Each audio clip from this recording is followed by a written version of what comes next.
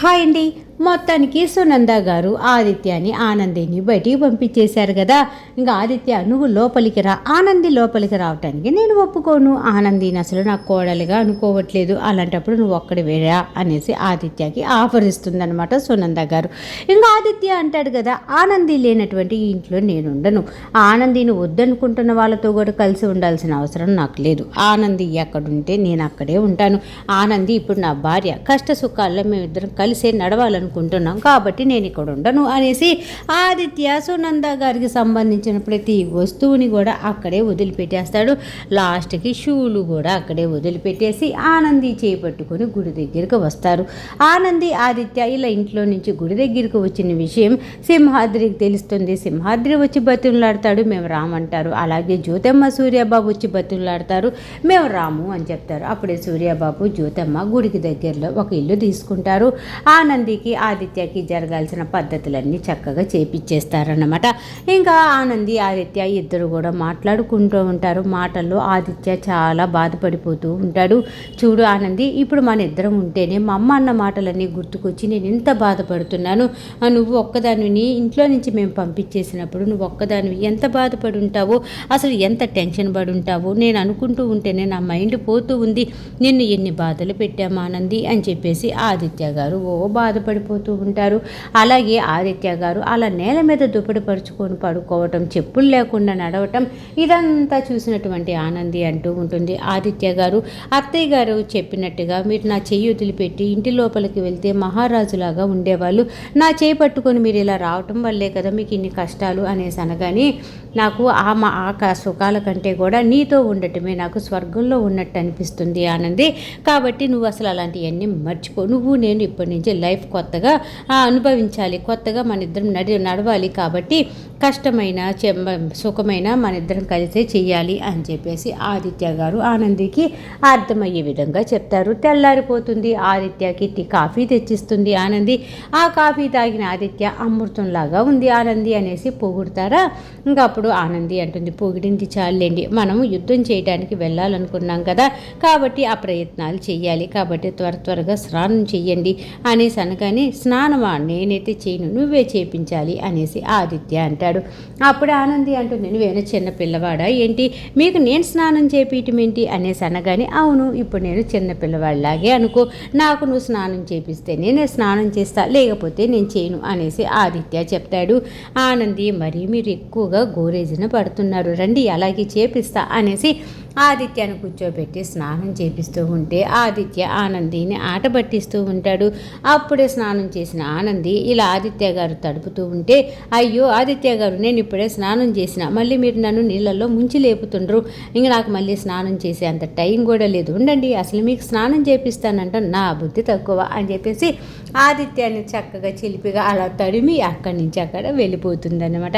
ఆదిత్య ఆనందిని చూసి నవ్వుకుంటూ, ఆనంది మధ్యలో ఇలా స్నానం చేపించటం ఆపేస్తే ఎలా చెప్పు అనేసి ఆనందిని పిలుస్తూ ఉన్నా సరే ఆనంది అంటుంది, నేను రాను ఆదిత్య గారు, నాకు జరిగిన మోసం చాలు కదా, ఇంకెలా వస్తాను, మీరే స్నానం చేసి వచ్చేయండి, నేను త్వరగా రెడీ అవుతాం, మన ఇద్దరం కలిసి బయలుదేరుతాం అనేది చెప్పగానే ఇక ఆదిత్య నవ్వుకుంటూ ఇంకా తనకు తానే స్నానం చేస్తూ ఉంటాడు. ఇక్కడ ఇలా జరుగుతూ ఉంటే జీవన ఫోన్ చేస్తుంది ఇందుమతికి. ఫోన్ చేసి, పెద్దమ్మ ఏం చేస్తున్నావు అనేసి అనగానే, నా సంగతి పక్కన పెట్టు, మొత్తానికి ఆదిత్యాన్ని ఆనందిని మీ అత్తయ్య గారు లోపలికి రాని లేదంటగా, పెద్ద గొడవ అయిందంటగా, వాళ్ళు గుడి దగ్గరికి చేరారంటగా, ఇప్పుడే మీ అమ్మ మీ నాన్న వెళ్ళి కూడా పిలిచి వచ్చారు, వాళ్ళు రామంటే రాము, మేము ఇక్కడి నుంచి అన్నీ సాధిస్తాం అది ఇది అన్నారంట. ఆ ఆనంది 7 సంవత్సరాల పిల్లప్పుడే వాళ్ళ అమ్మకి ఏదో కష్టం వస్తుంది ఇంకా అనేసి నిన్ను కూతురుగా వాళ్ళకి పరిచయం చేసింది, అంత తెలివిగల ఆనంది ఇప్పుడు ఆదిత్యాన్ని కూడా లైఫ్లో హ్యాపీగా పైకి తీసుకురాగలదు, ఆనంది పైకి రాకుండా చూడాలి, ఆదిత్యాన్ని పైకి తీసుకురానికుండా చూడాలి. ఇంకా సునంద గారి దగ్గర ఆదిత్య గారి గురించి ఆనంది గురించి బ్యాడ్ ఇంప్రెషన్ రావాలి, అర్థమవుతుందా జీవన అనేసి అనగానే, నాకు అంతా అర్థమవుతుంది పెద్దమ్మ, నువ్వు చెప్పేదంతా కూడా ఇప్పుడు ఆదిత్య ఆనంది పైకి రావాలి, ఓ జాబులు తెచ్చుకొని ఎదగాలి అంటే ఆ సర్టిఫికేట్లన్నీ ఇంట్లోనే ఉండిపోయినాయి. ఆదిత్య గారు కట్టు బట్టలతోటి బయటికి వెళ్ళారు. లాస్ట్కి చెప్పులు కూడా వేసుకోలేదు.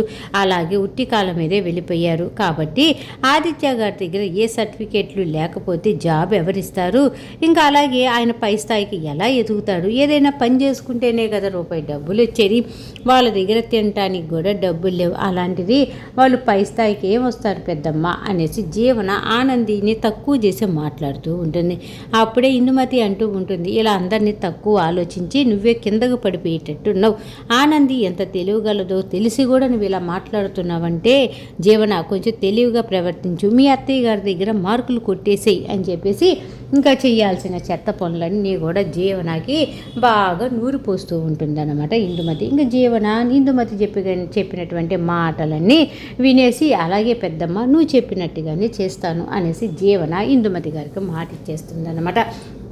ఇక్కడ ఇలా ఉంటే ఆదిత్య గారు చక్కగా స్నానం చేసి ఇంకా ఆనంది దగ్గర కొంచెం డబ్బులు ఉంటే కోటు అలాగే షూస్ అన్నీ తెప్పిస్తుంది కదా, అన్నీ వేసుకొని కూడా బాధగా నిలబడి ఆలోచిస్తూ ఉంటారు. అప్పుడే ఆనంది అంటుంది, ఏంటి ఆదిత్య గారు చక్కగా జాబ్కి వెళ్ళాలని రెడీ అయ్యారు, మళ్ళీ ఏంటి మీరు నిలబడి ఇలాగే చూస్తున్నారు? మనం ఏదైనా జాబ్ చెయ్యాలి అంటే ముందు ఇంటర్వ్యూకి వెళ్ళాలి, చాలా పనులు ఉంటాయి కదా, పదండి పదండి అనేసి అనగాని ఆనంది నీకు అర్థం కావట్లేదా, మనం దేనికన్నా ఇంటర్వ్యూకి వెళ్తే మనం ఏం చదువుకున్నాము, మనం ఏదన్నా కంపెనీలో వర్క్ చేసామా, మన చదువు ఏంటి మన వర్క్ ఏంటి అనేసి అందరూ చూస్తారు కదా, అలాగే మన కంపెనీకి ఎవరైనా జాబ్కి వచ్చినా మనం కూడా అలాగే చూసేవాళ్ళం కదా. ఇప్పుడు నా దగ్గర అసలు ఎటువంటి కాగితాలు లేవు, ఎటువంటి సర్టిఫికేట్లు లేవు, అలాంటిది నాకు ఎవరు జాబ్ ఇస్తారు ఒకసారి ఆలోచించు.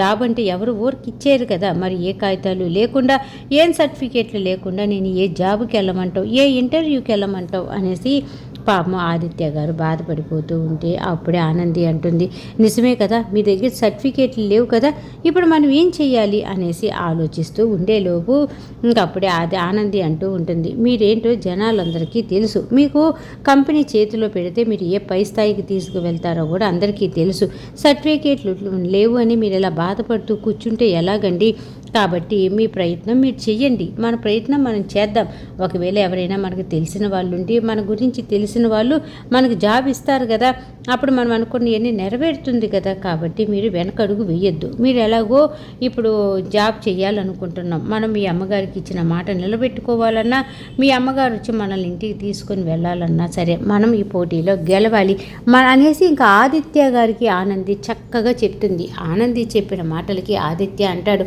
మాటలు చెప్పడం చాలా తేలిక ఆనంది, కంపెనీ దగ్గరికి వెళ్ళినప్పుడు వాళ్ళు సర్టిఫికేట్లు అవన్నీ అడిగినప్పుడు నేనేం చెప్పాలి చెప్పు అనేసి ఇంకా అడుగుతూ ఉంటాడనమాట. దానికి తగ్గ జవాబులన్నీ ఆనంది చెప్తుంది. ఇంకా అన్నిటికీ ఓకే అనేసి ఆదిత్య ఇంటర్వ్యూలకి బయలుదేరతారు. ఆదిత్య ఒకవైపు ఆనంది ఒకవైపు ఇంటర్వ్యూలకు బయలుదేరతారు. చాలా ఆఫీసులకు వెళ్తారు, అందరూ కూడా జాబ్ ఇస్తామంటారు కానీ సర్టిఫికేట్లు చూపించమంటారు. ఇంకా వెంటనే ఆదిత్యకి కోపం వస్తుంది, ఏంటి ఎక్కడ పట్టినా కూడా సర్టిఫికేట్లు అడుగుతున్నారు, నా దగ్గరేమో సర్టిఫికేట్లు లేవు, సర్టిఫికేట్లు లేకుండా ఏం జాబ్ వస్తుంది అనేసి పాపం ఆదిత్య ఒకే రోజు ఒక 50-60 కంపెనీలకు తిరుగుతాడు. కాకపోతే కొందరు కంపెనీ వాళ్ళు మీరు ఫలానా కదా సార్, మీకు మేము ఎందుకు జాబ్ ఇవ్వము సార్, ప్లీజ్ సార్, కాకపోతే జాబ్ ఇచ్చేటప్పుడు మీ సర్టిఫికేట్లు మేము చూడాలి కదా, ఏమనుకోకుండా సర్టిఫికేట్లు ఇవ్వండి సార్ అని అడగటము, ఆ సర్టిఫికేట్లు మా దగ్గర లేవంటము, అయ్యో సర్టిఫికేట్లు లేవా ఎలా సార్ అనేసి వాళ్ళు అనటము, మీకు మేము జాబ్ ఇవ్వలేమంటాము, ఇదంతా అలా జరిగిపోతూ ఉంటుంది కదా. ఇంకా ఆదిత్య చాలా బాధపడిపోతూ ఉంటాడు. ఈ ఆదిత్య ఏ కంపెనీకి వెళ్తున్నారు ఇదంతా కనుక్కోవటానికి జీవన డబ్బులు ఇచ్చేలా మరీ మనిషిని పెడుతుందన్నమాట. వాళ్ళిద్దరు ఎక్కడికి వెళ్తున్నారు ఎటు వెళ్తున్నారో కనుక్కొని చెప్పాల్సిన అవసరం నీకుంది అని చెప్పేసి వాళ్ళకి చెప్తుంది. అతను వెనకాల ఒక అతను ఫాలో అవుతూ ఉంటాడు.